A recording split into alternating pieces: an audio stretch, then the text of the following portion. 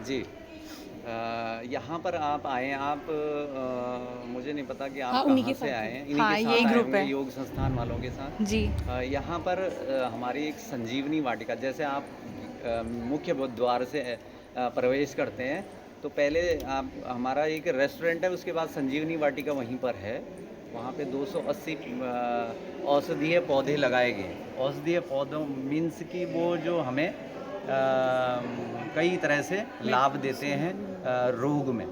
तो कई रोग ऐसे होते हैं जो उनसे ही ठीक होते हैं और परमानेंटली ख़त्म भी हो जाते हैं। आप जाएंगे वहाँ पर तो हर पौधे का एक स्कैनर लगा हो, उसका नाम लिखा हुआ है। ओह! स्कैनर से आपको पता लगता है कि ये कौन सा पौधा है और इसकी प्रकृति और गुण क्या क्या है, क्वालिटी वाइज वो सब बताता है। ठीक है, तो वो जी। स्कैन करके आपको बताएगा।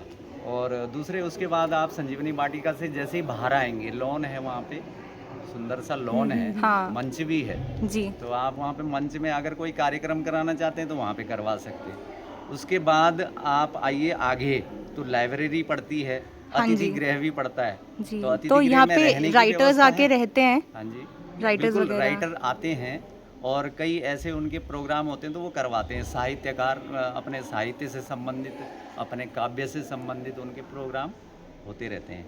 बढ़िया।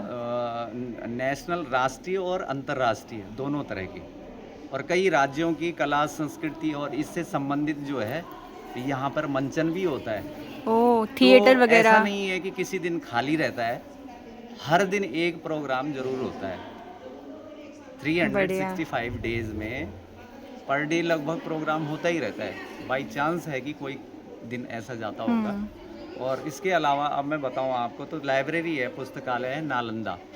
अच्छा, हाँ। नालंदा को, उसका नाम नालंदा इसलिए रखा कि नालंदा की तर्ज पर उसको विकसित करने का एक योजना है, हुँ। लक्ष्य है उसमें 10 लाख पुस्तकों को रखने का। नालंदा में भी 10 लाख से ज़्यादा ज़्यादा पुस्तकें थी, पुस्तकें थी, सबसे जो बड़ी लाइब्रेरी थी। आक्रमणकारियों ने जला दी थी उस समय। हाँ। तो उस चीज़ का उसका लक्ष्य है, उसका लक्ष्य रखा गया है। और किसने रखा है? डॉक्टर रमेश पोखरियाल निशंक जी, जो कभी साहित्यकार होते हुए राजनीतिक भी हैं। उन्होंने ये लक्ष्य रखा, तो ये मतलब उन्होंने अपना सपना साकार करने के लिए मतलब अग्रसर हैं, और आगे ये सपना साकार होगा। इसके बिल्कुल। ऊपर फिर ऑडिटोरियम है जो 300 की सीटिंग में है। आप आए यहाँ पे, कोई भी प्रोग्राम अगर आयोजित कराना चाहते हैं तो हुँ। यहाँ पे करवा सकते हैं। उसके अलावा ऊपर आप जाएंगे तो नागराज का प्राचीन मंदिर है, ओह! और वहाँ पर नरसिंह देवता की अभी प्राण प्रतिष्ठा हुई कुछ समय पहले। इसी तो उसमें, इसी कैंपस में है कि हाँ, उसी में बाहर ही है? है, उसी मंदिर में है। अच्छा। तो वो भी बहुत सुंदर और दिव्य बना हुआ है। आप देखें, उसका दर्शन करें।